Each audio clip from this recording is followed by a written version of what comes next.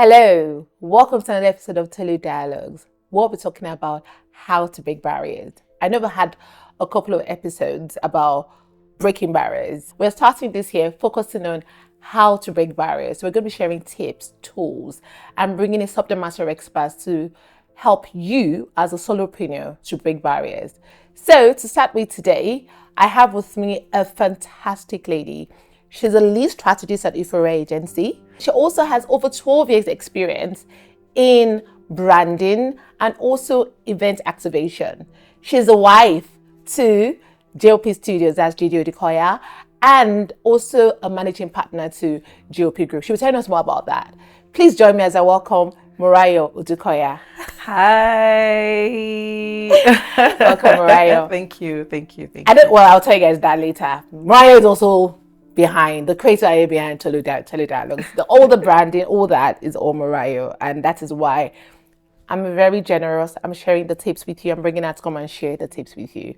So Morayo, welcome. Thank you. So do you want to, when I was introduced, I was talking about how you're the managing partner with JOP Group. Do you want to tell us more about that? Like what other things you do before we go into the actual questioning for today? I love to call myself a multi-potentialite. For the longest time, I've always known I had a lot of potential, and it wasn't the easiest journey to, should I say, embrace, because everyone tells you jack of all trades, master of none. But in my case, it's been a beautiful journey of everything I've ever done in my life leads me to this full circle moment. So for example, I'd been a photographer, I'd worked in corporate comms, I had run an event company where we did both planning and design, and everything I knew about in my entire journey culminates to what I do now in Euphoria, which is helping brands be more visible and also help them with experiences and being relatable with their audience. So I would say that the first thing this story tells me is there's no limit.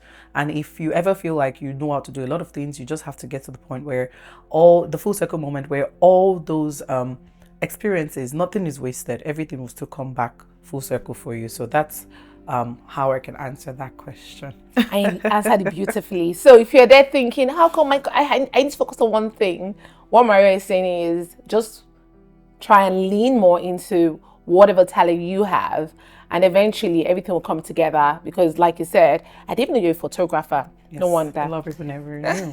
No pressure that was how we started. The in-house one. But that was how we started. I met my husband in photo work, and then we decided to merge the businesses. So that's why I know so much about, the female anatomy, knowing how to brand. That's where the history of personal branding came from, and knowing how to appear on set and things like that. So like I said, you might need to focus on everything one at a time, but every single expression will still come back full circle for you. Okay.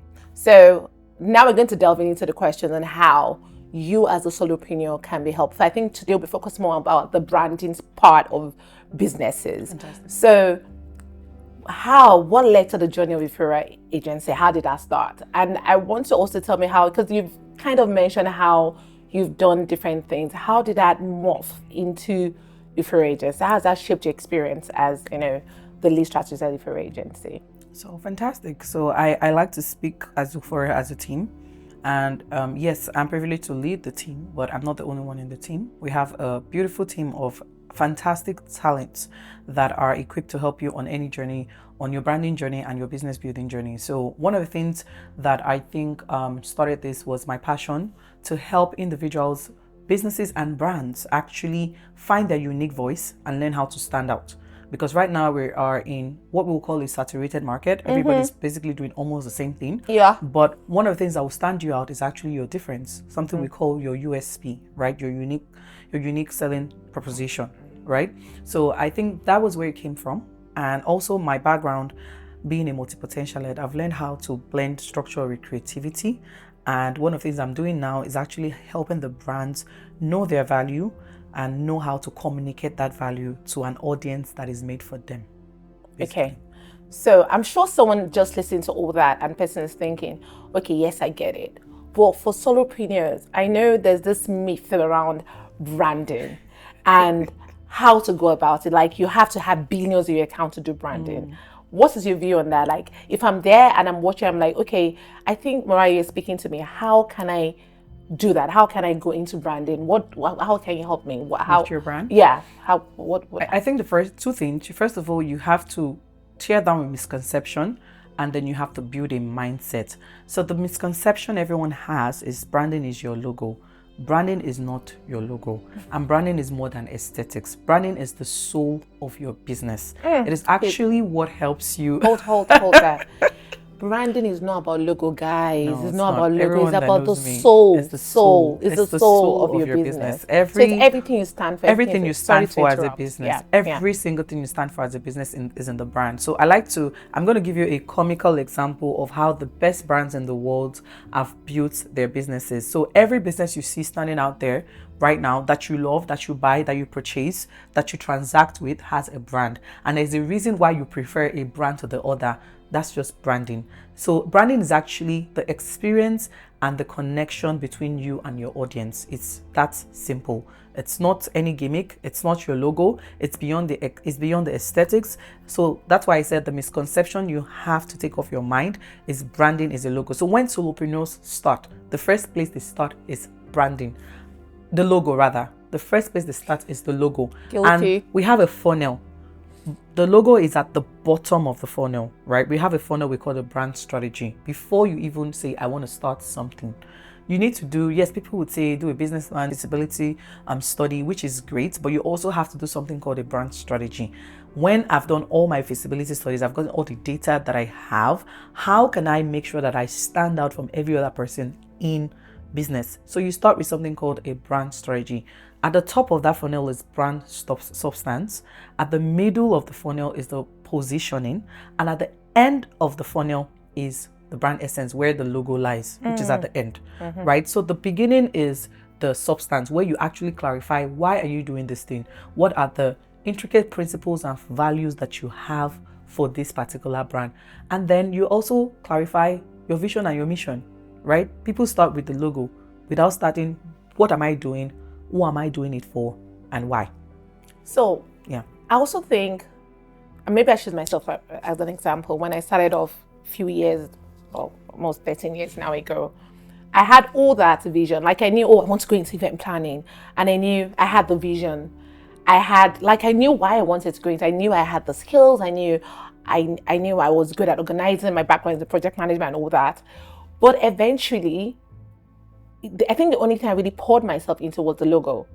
Would you say not having probably have all those written down and probably vetted, not vetted, but like maybe peer reviewed, would you say that influences your branding essentially? Or because I know that we all think about, every business person would think, oh, this is what I want to do. But I think we all just think about it in our head, but we don't actually. Unlike the logo is like the physical thing. You're probably going to say, oh, I need someone to design my logo, but not someone to design my vision and strategy, not someone to do. Would you say there's a disconnect there? Would you say that probably there's something more we need to do in that space? Yeah, there's a disconnect, and that costs you money. Okay. Before Fenty started doing anything about, Fenty to be Rihanna's brand, and she came up with something, and her first breakthrough product was foundation. Everybody has done foundation. I mean, Mary Kay was a vibe at the point, but what did she do? She studied the audience. She found out their needs and what gap can I fill that my competitors are not filling. So what did she do? She looked at the melanin skin and realized that nobody was, catering to some shades darker, some shades lighter. So she created a whole spectrum of different shades with different tones, right? Which is a beautiful need, right? It's the same thing when you were starting out. What you should have done is, yes, I'm an event planner, but who do I want to serve? Why? First of all, because having that clarity saves you from shiny object syndrome. So there's something called shiny object syndrome. I was just going to say, can you expand on that? Something comes up, it's a trend, and everybody pours themselves into it without knowing why. And then you're wondering, why is my brand diluted? Tomorrow I'm doing this, next tomorrow I'm doing that. No, your purpose and your vision should constrain you to focus on who you created that product for, not just everybody. So which brings me to my last point. You're not for everybody. If you check our bio, we said we are for goal-oriented entrepreneurs. So you already know when First of all, if you don't follow our process of consultation, you don't follow the process of discovery, you know you're not for us. You're not ready to follow the process. So we don't even like Engage. go any further because we know that there's no how we get into the journey. You will not understand what we're doing, right? So you need to, what made us set that principle is our goal and our vision. Then the way we work, right? Everything must be excellent. So when we get on set, people are like, I didn't know it was this. I'm like, this is how it's done. The reason why you have that result is because we have to go through this process, right? And the reason why we would give you the result that you're expecting is because every other person has gone through this process. And it's in our vision and mission. Everything that we do, our core value is excellence, right? Everything that we do is also, we also give you a transparent process, which is we tell you everything that we're doing at every point in time and we take you through the journey. Yes, it might sound a lot of information, but we help you. That's because the business is constrained. So going back to you, the first thing you should have done is look at the market, right? And say, this is what I want to do. What is your purpose? What is your mission? And who do you want to serve? That particular second segment is very important because when we meet people and like, I'm for everybody, you cannot be for everybody. You need to sit down and ask yourself, who do I want to serve and what is their demographic? So the demographic is actually description of who you want to serve. So you can say young people between what age to what age, and then you can also say, oh, they live here or they make this amount of money. For someone like you that is an event planner, when you come in and you want to put your foot in the door, you for the first 1 year, you can say, for this 1 year, my strategy is to serve the budget people so that I get my foot in the door and I build portfolio. But after 2 years, right, or after 1 year, I want to move into mid-range. What does that mean? It means that you want to serve people that have a, for example, if you bring a $5,000 event, it means you can't do it. It means that you now have to spend more time on marketing and showing exactly what you can offer to the clientele that can give you the money you want. And it also means that you have to reduce the frequency of the work you do because now you have more people, they're giving you more things, you have to commit more time for their service delivery, right? So next thing is demographics. And this is where the juice is for any business. I beg you, like literally, this is the reason why I came on board, to actually explain to people that this thing is a science, right? And it's not dilly-dally. When you find your audience, right, the audience that you want to serve, it's just like, should I say, when a bank is doing an advert for students, they would not put a young person in the ad. An older person in the ad, pardon me. They won't put someone in their 50s in the ad, right? It depends on the concept. But if they want to reach out to a younger audience, they will put the gimmicks and things that they can relate to in that ad. So you're talking about the psychographic. Psychographics now. So in that psychographics, what you look at is their needs, their fears, their aspirations. And those are the things that you make content on. Because when you are speaking to them with that information that you have, everything that you've based your content on will always resonate. So for example, you look at Skims. The reason why she has to do her body or behave like that or, you know, present the products that way, or even in the choice of the influencers she uses, is aspirational. You want to be like them. So in your mind, you're like, if I buy that product, I will look like this, right? Those are different. There are different emotions. There's fear, there's sex, there's love, there's so many things that people use in their content. And all those things, it's not when they've launched. It's before they launch. They actually look at all this data, you know, and that's why one of the biggest misconceptions people have is that branding is a cost. It's not a cost, it's an investment. And that investment is in long-term connection with your audience, right? And how do you attain that long-term connection? Consistency. But if you've nailed your messaging and you've nailed consistency, connection is a no-brainer. It's just as simple as that. And that's where branding comes in. So branding is not your logo, it's the foundational work we do with you before you even go out there. And if you've launched before, for example, and you feel like you've lost that spark, or maybe your business has outgrown, should I say your vision? That was my next question. Okay, so yes, no. That's what I was gonna say, because at times, like, I started off doing like a bit of kiddies event, and then I got to a point, and I was like, okay, just by the people that were coming to me were more into mature parties, like into weddings. So I'm sure there's some people out there where they feel like, what about if my vision has outgrown my brand? What do you do? How do you do that whole reconnect? What should they do? I know that you're helping me. I meet a lot of people that rebrand, and one thing I know is that this is the point where a lot of people get stuck and they say my business is failing. What I always tell people is, it's a sign of growth. Just embrace it. And what do? Practical steps. Go back to everything I explained.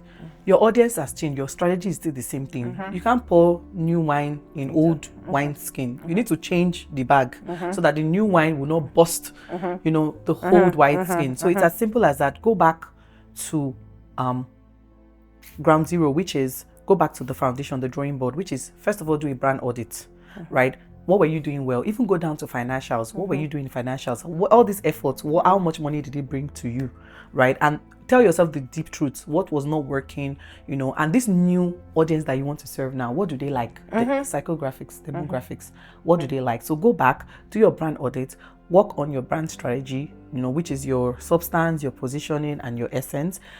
I said essence because at this point you might need to change your logo because you now need to create a new persona to say. That's why you see people after certain years, companies so the thing with solopreneurs, and I want us to understand, is all these things, the big companies are doing it, but because you feel you are small, you cannot do it. And that's why they will keep getting bigger and scaling, because when you have customers and the customers trust you enough, you now have more orders, you now need to build a team, you now need to scale. It's just a whole process, right? So first of all, go back, have a brand audit. One of the things that we're going to give on this show today is a free brand checklist. We're going to send it to the Tolu Dialogues team, and they're going to, if you watch this episode and you need it, just DM them or send a message. It's just or comment.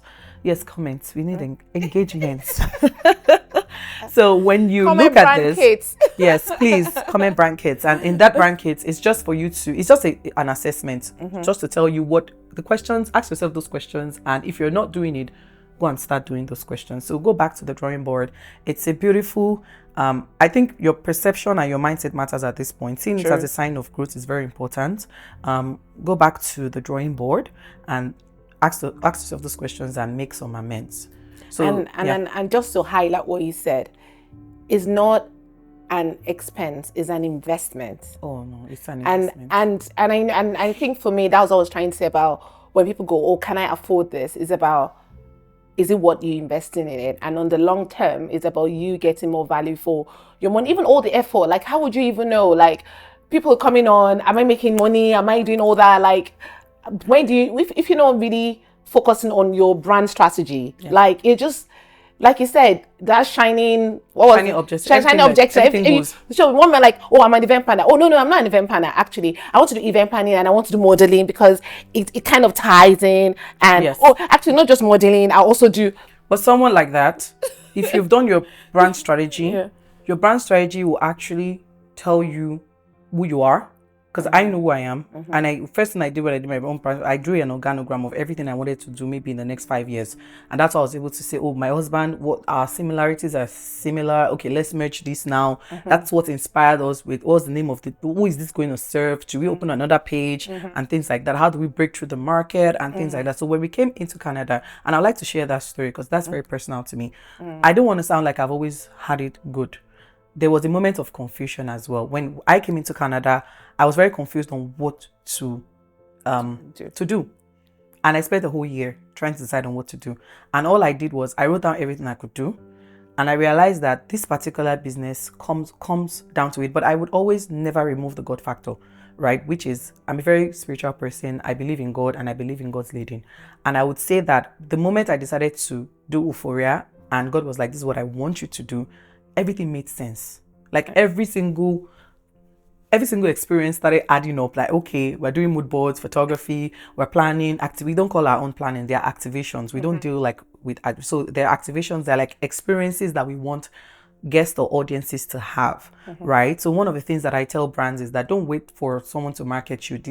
Determine your own in-person experiences. You can form it yourself. We see all these businesses doing that. And that was what you did. When you talk about the experiences, that was what you did with the Bond Awards, because bringing that whole African culture, the Nigerian thing, because I was there, hosting it, and it was just something different that we had never seen in Canada. And I remember having them like, we just bring those side, like, this Morayo and a nostalgic feeling. But a lot of people call it Serere, and it's something I've always done. I've always done with our personal brands, where we knew that it was time to run academies, all our workshops, all our seminars, and all our CSRs that we have. They have to be in-person experiences. We have to have engagements there. We have to do do so many things. If someone wanted to transform their business in the next 90 days, the people watching now thinking, okay, this is making sense. Maybe I've made some of these mistakes. Maybe I need to rewrite. Maybe I need to I'm actually thinking of launching.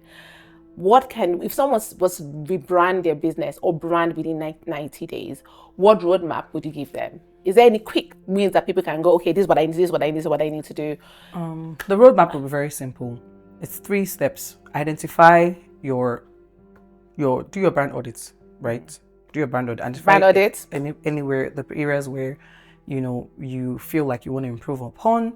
And then secondly, owning on your core values, your audience, and your purpose. Your purpose is your why, right? And then the third one is work on your content, update your visuals, and then make sure that you launch, and everything that you're launching is full of connection and value.